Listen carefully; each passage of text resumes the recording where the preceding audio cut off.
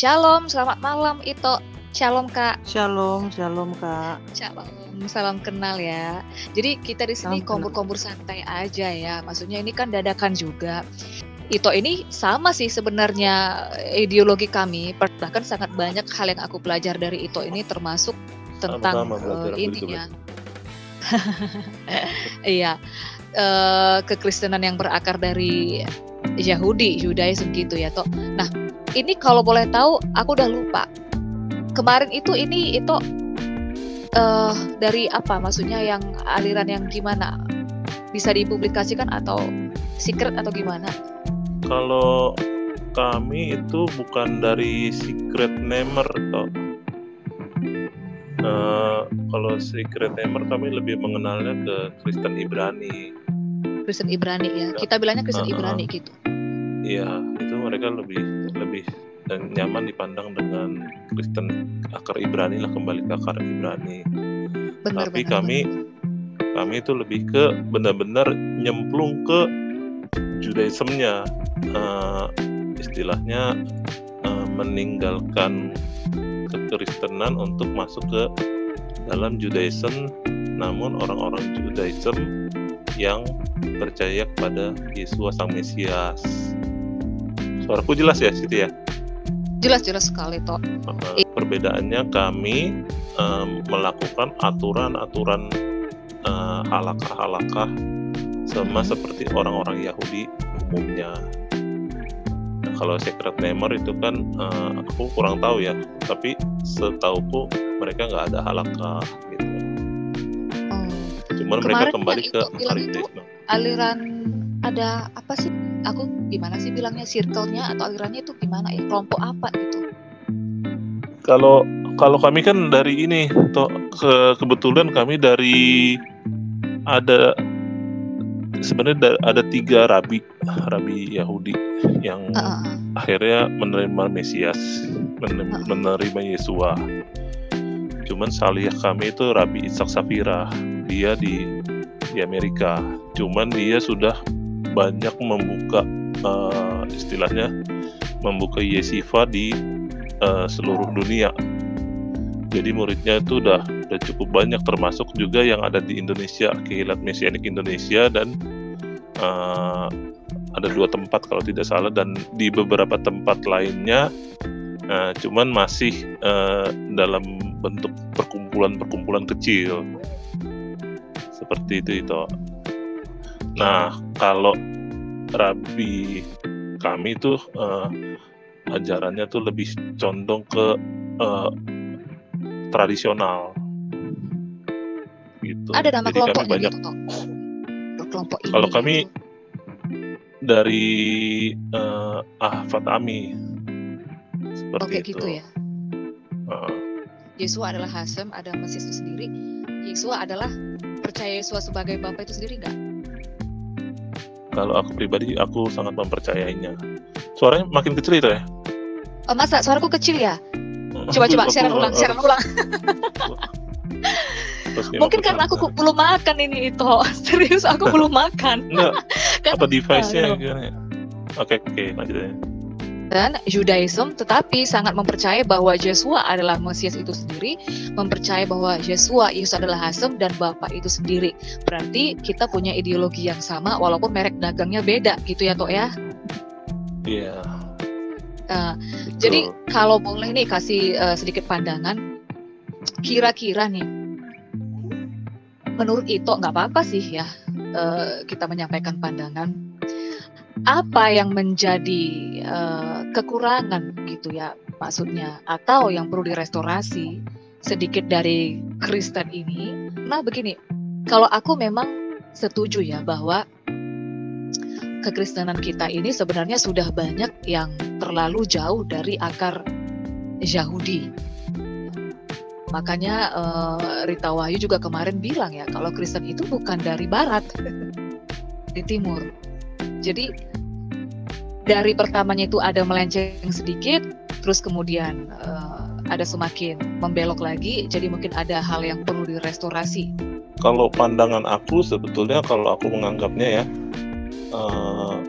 sebetulnya kalau Perjanjian Baru ini kan bukan kitab bangsa-bangsa sebetulnya ya, tapi kitab orang Yahudi. Penulisnya orang Yahudi yang berbahasa Ibrani, berkultur Ibrani, dan berbudaya dan bercorak tradisi Yahudi. Mereka punya pemahaman lisan, punya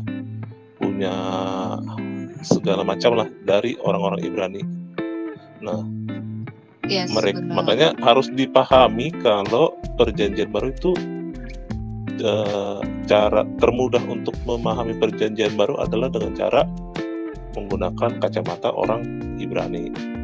Benar. Nah, inilah yang cenderung yang kurang kurang dipahami banyak orang. Makanya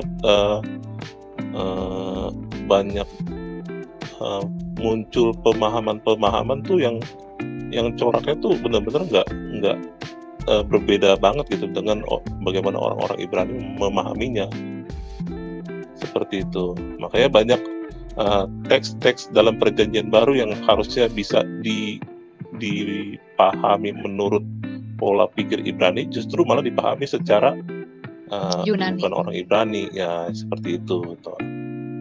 Iya, yes. Aku setuju ya, when we're talking about Bible, ya kita harus masuk ke dalam worldview-nya Ibrani, worldview-nya pandangannya penulis. Harusnya seperti itu. Iya, begitu. Benar. Cuman udah cukup banyak juga gerakan untuk istilahnya kembali ke akar Ibrani. Jadi banyak kekristenan juga yang mulai menggunakan kacamata Ibrani. Nah, makanya ini yang aku bilang Sacred Namer atau Kristen akar Ibrani, itu udah mulai banyak juga gitu. Karena apa ya itu ya? Kadang gini juga orang nggak begitu terlalu concern untuk memakai merek-merek, ya terserah mau apapun mereknya, yang penting gua biblikalnya, pandangan yang gua pakai itu pandangan Ibrani, begini nih pemahamannya, begini sejarahnya, latar belakangnya, ya terserah lah, whatever mau merek-merek apa gitu ya toh ya. Banyak juga kekristenan yang mulai menggunakan pola pikir Ibrani. Itu kemajuan sih aku pikir, karena memang cara terbaik untuk memahami Perjanjian Baru itu dengan cara memahami konteks budaya orang-orang Yahudi, biar nggak salah pemahaman gitu. Apalagi sekarang itu kita dibantu banget dengan yang namanya interlinear begitu ya, untuk memahamin dari bahasa aslinya. Tetapi kalau kita perlu memahami bahasa asli, kalau kita nggak masuk ke dalam kultur, sejarah setempat, itu agak susah ya. Karena yang namanya penulis itu juga hidup dalam suatu adat, ada sejarah yang mesti kita pahamin dari kulturnya Yahudi sendiri kan gitu toh. Jadi orang kadang-kadang mikir ya whatever lah, terserah mau pakai merek-merek apa, itu nggak terlalu penting, yang penting begini nih pemahamannya gitu ya. Iya itu. Nah inilah sebetulnya jadi tantangan kita sih toh. Sebetulnya jadi tantangan kita gitu. Kita yang di luar orang Ibrani, yang tidak pernah paham gimana sih budaya orang Ibrani, kita harus masuk ke dalam suatu framework tertentu yang notabene itu kita nggak lazim gitu kita pahami, tapi kita mesti belajar, karena dengan cara itulah satu-satunya kita bisa memahami Alkitab dengan penuh gitu. Karena di balik teks-teks tertulis di dalam Alkitab itu ada kultur budaya yang harus kita cermati gitu toh, maksud gue.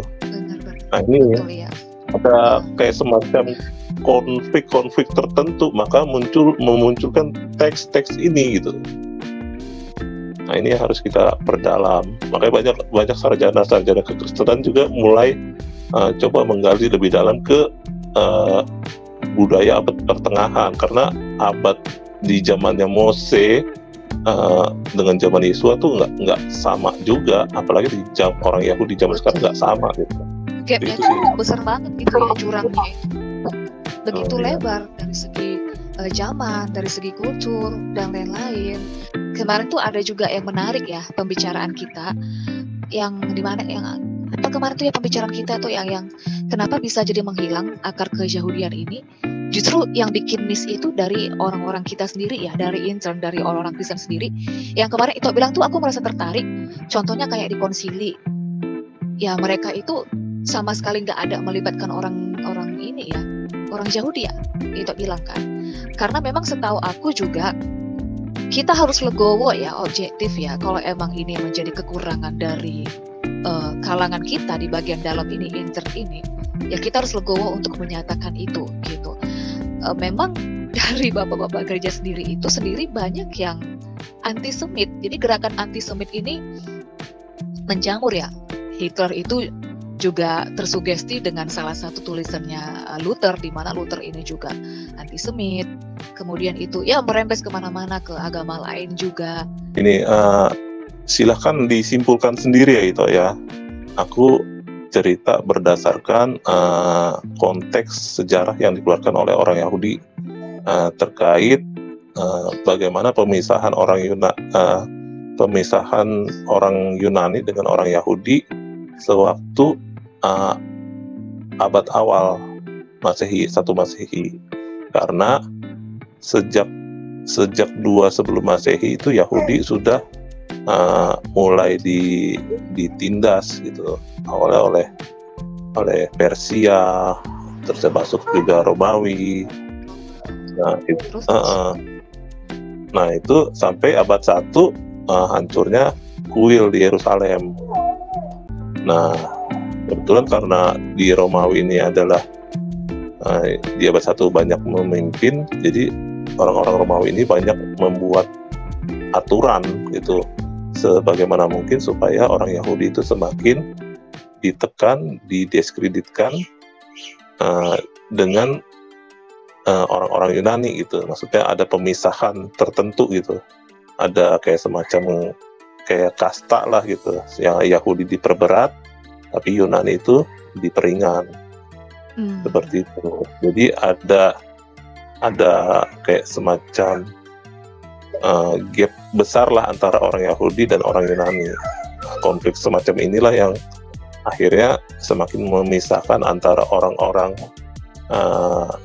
yang percaya kepada Yesua yang berkebangsaan Yunani dengan orang-orang yang percaya kepada Yesua yang berkebangsaan Yahudi. Awalnya mereka dalam satu komunitas tertentu berkumpul bersama-sama, berdoa bersama-sama, namun karena pemisahan ini sehingga mereka nggak bisa bersama-sama lagi. Itu sih. Dan memang ini toh, dan memang Roma itu punya counterpart dengan Yunani, dengan mitologi dewa-dewa juga. Roma itu punya apa sih namanya, kayak gerbang pemersatu, banyak bercampur begitu dengan kepercayaan Yunani ya. Dan peradaban Yunani ini kan juga merembes ke banyak dunia lah malahan ya. Seperti kayak bahasa Indonesia ini banyak yang serapan dari Yunani. Terus banyak simbol-simbol yang diserap dari Yunani. Kalau kasarnya kita bilang ya jadi pagan gitu ya, ada sinkretisme gitu, pencampuran.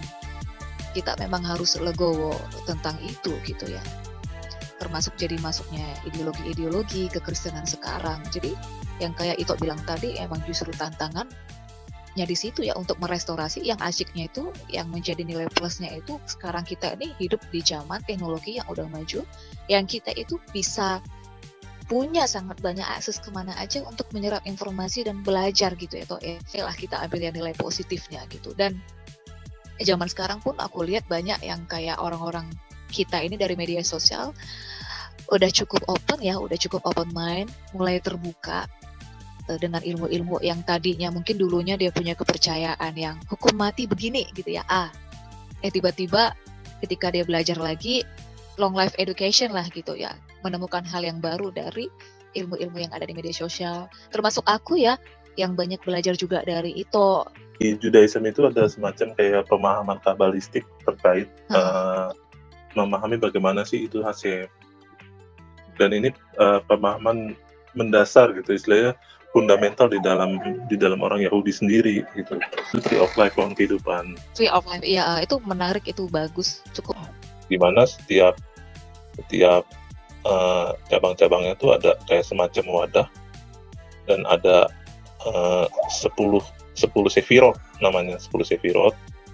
Itu ada dari sefirot teratas itu namanya Keter, turun ke bawah ke Hokmah dan ke Binah, sampai ke sefirot paling bawah itu Malhut. Nah, tiap-tiap sefirot ini terdiri dari 3 bagian. Nah, bagian yang tertinggi yaitu Keter, Hokmah, dan Bina itu berada di dunia teratas. Hokmah itu hikmah gitu ya, Hikmah, kebijaksanaan. Sebenarnya mendalam dan istilahnya dan ini sangat banyak gitu teks istilah-istilah ini sangat banyak di dalam Alkitab kita, baik di Perjanjian Baru maupun di Perjanjian Lama.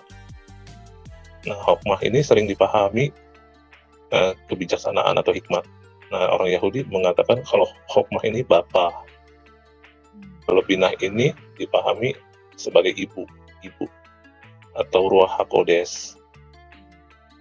Nah, Keter nantilah agak mendalam ini Keter sebetulnya, karena Keter ini adalah kepala, sumber dari semua sefirot yang ada di bawahnya. Banyak sekali perkataan-perkataan Yesua justru malah beririsan dengan pemahaman kabalistik ini, itu terkait pohon kehidupan ini. Itulah. Di bawah Bina itu ada namanya Daat, atau dipahami sebagai anak. Nah, itulah pemahaman yang dipandang kekristenan itu sebagai Tritunggal. Cuman sayangnya kekristenan nggak mau masuk lebih dalam untuk memahami konsep kabalistik ini seperti apa dan bagaimana. Apakah benar pemahaman Tritunggal itu seperti yang dipahami kekristenan, atau ada corak yang berbeda yang nggak dipahami kekristenan, sehingga memunculkan seolah-olah pemahaman ada beberapa pribadinya Tuhan. Nah, itu sih. Kak. Oke, iya siap Kak. Oke.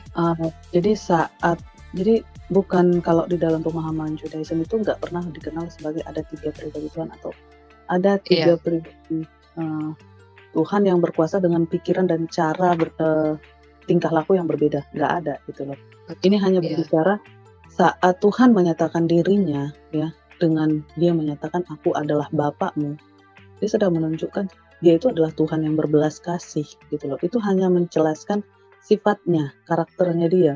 Tapi saat Tuhan menyatakan aku akan menjadi ibu, atau menjadi Roh Kudus, ini menjelaskan nanti ada kok Tuhan mengaku dirinya sebagai ibu. Itu ada di dalam kalau nggak salah di dalam Yeremia, itu menjelaskan bahwa dia sedang menunjukkan keadilannya bagi bangsa-bangsa yang menindas bangsa Israel. Dan saat Tuhan atau Yesua menyatakan dirinya sebagai aku adalah anak Allah atau anak Adonai, dia sedang menunjukkan kerendahan dirinya. Dia merendahkan diri untuk hadir di dalam dunia ini, menarik kembali manusia yang berada dalam kegelapan menuju kepada terang Kristus. Jadi nggak ada ketiga pribadian Tuhan. Karena saat Yesua berkata, aku akan kembali kepada Bapakku, dia menyatakan dirinya sebagai Keter. Dia akan kembali kepada kemuliaan yang awal. Tapi saat dia menyatakan dirinya sebagai anak, dia menyatakan dirinya sebagai Daat. Atau dia yang mengosongkan diri di dalam Filipi 2 ayat 6 dan 7. Jadi kami nggak mengenal ada nama 3 Tuhan, tapi ada sifat-sifat Tuhan yang memancar. Itu. Jadi seperti itulah toh. Jadi pemahaman Tritunggal itu sebetulnya mengambil dari teks-teks kabalistik, kayak misalnya Bapa, Putra, dan Roh Kudus itu nggak ada di dalam Perjanjian Lama, tapi pemahaman itu ada di dalam Zohar, di dalam Kabbalah. Bapa, Putra, Roh Kudus. Roh Kudus itu disebut ibu. Ya, tugasnya itu sebagai menyertai, mendampingi, ajar. Nah, Bapa, Hokmah, dan anak itu Daat. Tapi di teks-teks Perjanjian Lama itu nggak ada. Kalau kayak kami menyebutnya itu hanya bicara masalah beda sebutan aja ya. Jadi kayak misalnya kayak aku, kalau aku ini kan dipanggil ibu juga ya, tapi karena aku punya mama ya aku juga sebagai anak. Jadi dalam satu diriku ini itu ada keparadoksan. Aku juga sebagai seorang ibu, aku bisa juga sebagai seorang anak, aku bahkan juga bisa sebagai seorang kakak gitu ya. Dan yang aku tahu juga paham Ibrani itu memahami apa yang namanya itu paradoks ya, beda seperti Yunani. Jadi kalau dari pemahaman Yunani linear ya kalau bapak kok bisa menjadi anak begitu ya. Nah ini bicara hanya masalah sebutan sih gitu ya, kalau kami kira-kira gitu.